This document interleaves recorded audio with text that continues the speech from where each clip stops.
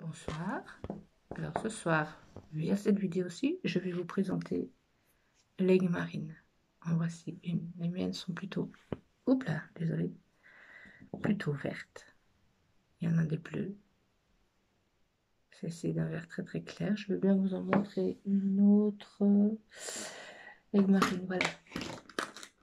Hop, voilà une autre aigle marine.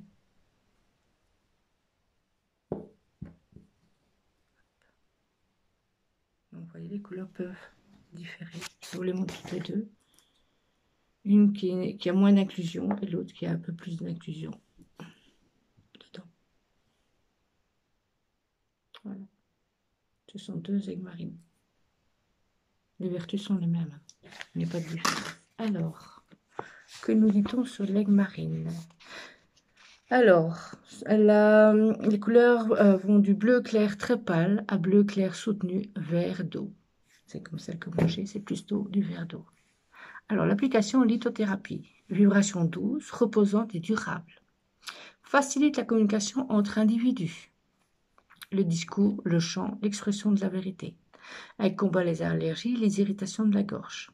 Donc, quand vous avez des problèmes au niveau de la gorge, surtout si vous êtes allergique, rhume des foins ou allergie alimentaire, on peut tester. Ça vaut la peine d'essayer. Et en plus, ce n'est pas néfaste pour la santé. L'aigle marine convient au chakra de la gorge, mais peut être placé sur la nuque pour aider au repos. La mâchoire contre les douleurs dentaires et les oreilles pour favoriser les capacités d'écoute.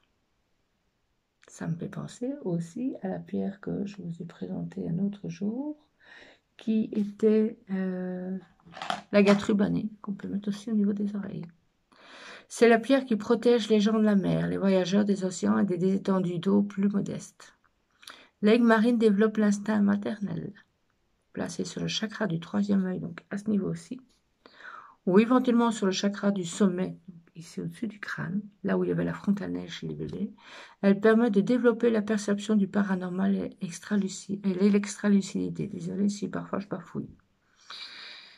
Et comme toutes les pierres, moi je dis toujours, certaines peuvent être passées à l'eau, celle-ci peut l'être, mais moi je pars du principe que dans la nature, elle ne rencontre que très très rarement l'eau, surtout les aigles marines qui sont en général très en profondeur. Donc, une géode de quartz, une géode d'améthyste, c'est très très bien. À bientôt. Mais pas de sel, surtout pas de sel, n'oubliez pas.